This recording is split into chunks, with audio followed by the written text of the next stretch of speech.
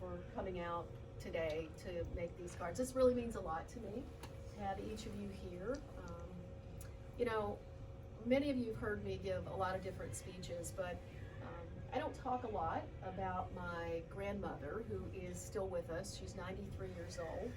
And the last time I was home back in Arkansas, I was at her kitchen table and she said, "I have something for you." And when she pulled out the newspaper articles, I think she actually thought that I didn't believe her when she told the stories that both of my uncles were in the same Army unit during Vietnam.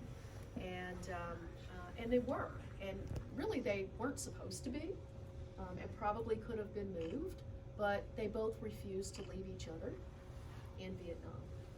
And as she sat at the kitchen table and showed me this article, at 93 years old, she still had tears, and her voice still quivered when she talked about having two of her sons off in Vietnam. This has been a really hard week for the country because, A, I had to take a tough vote on the War Powers Resolution to remind any president that you must seek congressional authority before you go to war.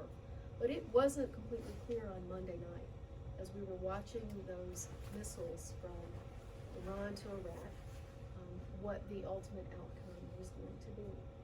You know, being a member of Congress is just an extraordinary honor, but it's also an extraordinary responsibility because you have to make these decisions about whether to send our mothers, our fathers, our kids off to war from time to time. And you have my absolute commitment that before I do that, that we will do everything in our power in this country to make sure that peace is the first goal, that diplomacy is the first goal. And I take this incredibly serious, and as I think back to my grandmother and the sacrifice that she made, both of her boys came home. They came home. But before he was 50 years old, my Uncle Ed died absolutely ravaged with cancer.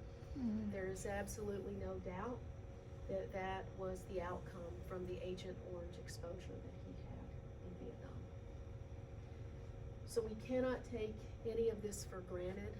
I've consulted with a lot of folks over the last week, including mostly veterans. I obviously also received a classified briefing, and all I will say from that briefing is that I absolutely concur with Senator Lee in his assessment of the briefing that we've received from the administration. But as we move forward in this country, we can't just celebrate our veterans on Veterans Day. We have to celebrate them every single day of the year. And we have to remember that it is only a small portion of this population that we send off to war. Mm-hmm. Only a small portion who've signed up many times from families, frankly, like the one that I came from. Families who just want a way to serve our country, but who aren't from strong financial means. And so people of color that go off and represent us, we've got to remember that this is a very, very incredibly noble thing that they do for their country. And we have to fight like hell to make sure that we don't send them off to never-ending wars in the Middle East. But when and if we do, we have to make sure that they have everything they need to be successful. And we have to, more than anything, take care of them when they come home. So that's my commitment to this district, and thank you for helping me be able to go closer to Valentine's Day to tell this nation's veterans just how much we appreciate them, how much we love them now that they're home, our commitment to taking care of them, and to do better in taking care of them, because we are not there yet in this nation. So thank you for coming out. Thank you for being constituents. Thank you for providing your opinion at all times, whether I like it or not. And just thank you for spending a little piece of your Saturday with us. Thank you.